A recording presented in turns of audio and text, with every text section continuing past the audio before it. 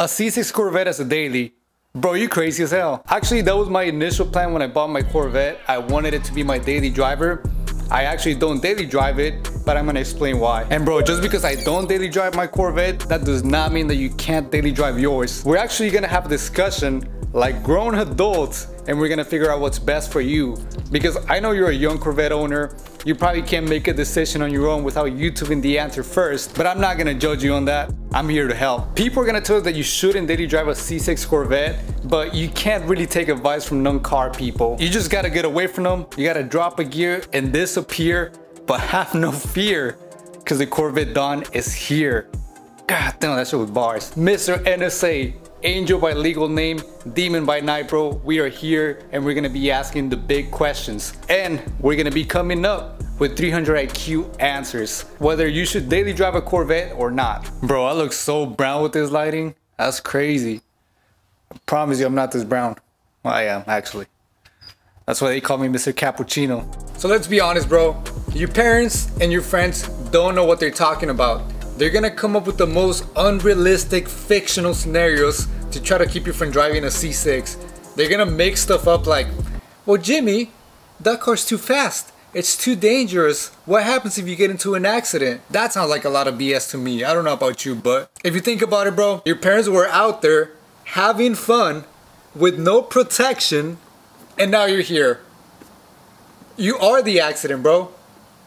It's not that bad. You know what also isn't that bad is daily driving a C6. A lot of people would say that driving a C6 for extended periods of time is actually uncomfortable, and that's just straight up a lie. Before the Corvette, I used to drive a 1984 Firebird. It was clapped out as shit, bad transmission. It was only running on like 5 cylinders.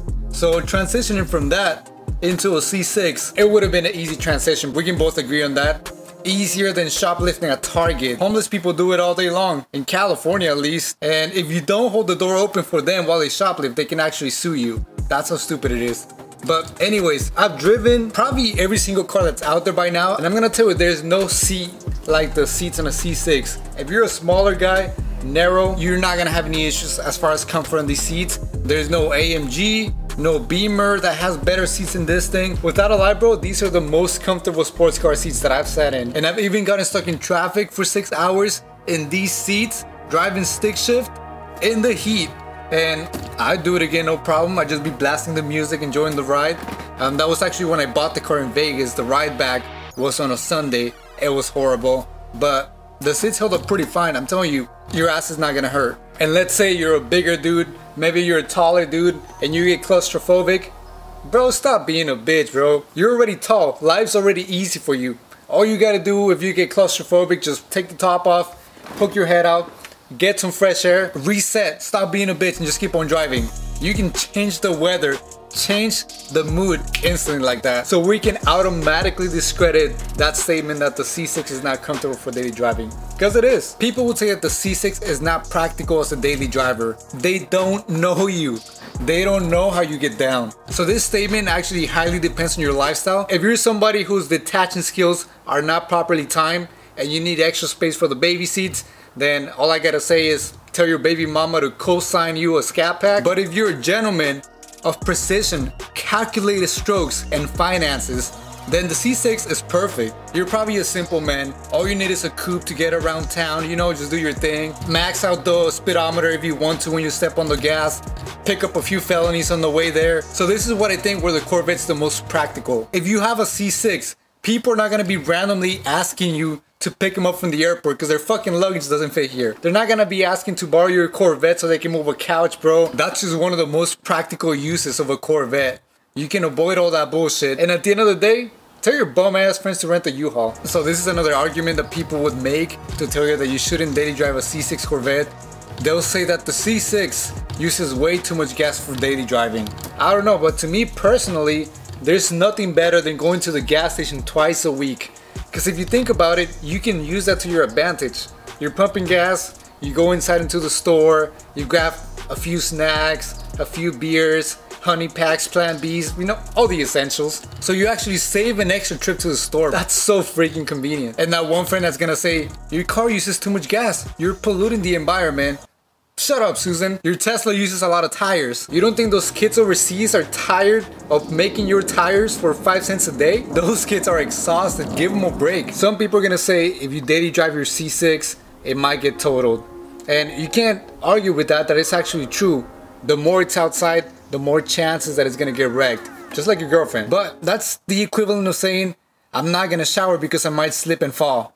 You can't live in fear, my boy. All you can do is just be careful when you're driving it. It's a Corvette, son. It's not a 4Runner. It's very low to the ground. It's got low clearance. If you're not careful, a speed bump can give you a facelift so freaking fast. And there are gonna be some events that you can't go to. Let's say if you get invited to a bonfire at the lake, you're probably not gonna be able to drive there in your C6. Let's just be real. And if you do end up pulling up in the vet, you're gonna be driving like you're entering the Apple Valley racetrack, feeling like you're in the surface of Mars, going over bumps at 2 miles per hour. All the baddies are gonna be catching a ride with the guy that has a TRD 4Runner. They're all gonna be partying, pre-gaming, taking shots of the Henny. They're gonna be blasting Ice Spice or Sexy Red. Meanwhile, you're gonna be all alone in your Corvette, driving super slow, scared that your wheel might get bent. But at the end of the day, who's gonna disturb the peace if it ain't you, bro? Somebody's gotta do it. So when they tell you that the maintenance on a C6 is gonna be too high, okay, you wanted a bad bitch, so now you gotta be able to afford her. Her shoes are gonna be expensive, but you knew this, bro. This shit ain't easy, but the reward is so freaking juicy. Yeah, you may have to drop a couple bucks in an oil change, a couple racks on tires, a few stacks on maintenance, but what else are you gonna spend your money on if it's not on your car, bro? Being financially responsible? If you're driving a C6, you're financially responsible enough, I think. Okay, here's another one that pisses me off. If you daily drive your C6, it's gonna depreciate. I never understood why people are so concerned with depreciation in a sports car. You've heard this quote before. It's from one of the greatest philosophers of all time. It goes like this: not driving your sports car to keep the mileage low is like not banging your chick to keep her tight for the next guy. Sun Tzu said that. Imagine that one dude that bought his S13. He never drove it just to keep the mileage low. Nowadays, you can go in the marketplace, you can see an S13 with like 235,000 miles, blown differential, and it's selling for 15K. It's gonna be the same deal with the C6 Corvettes, to where they're gonna depreciate a little bit, but over the length of time, they're gonna appreciate a lot. So some people think the insurance on a C6 is actually a lot, but it's not. Well, it actually depends on how good of a driver you are, how many times you've got caught speeding, how good you are at sweet talking your way out of tickets. Now, believe it or not, my record is squeaky clean. I do have a few parking tickets, but that's because parking in downtown is actually as expensive as getting a parking ticket. So sometimes I fuck around and just get the VIP parking where I'm not supposed to. But even then, my insurance is not high at all on my C6. I got full coverage and I pay about $126, which is actually very good for this car. And my deductible is $1,000, and I know for most cars that is not a good idea. But if you really think about it, anything that gets damaged on the C6 is gonna be well over $1,000, so it doesn't really make a difference.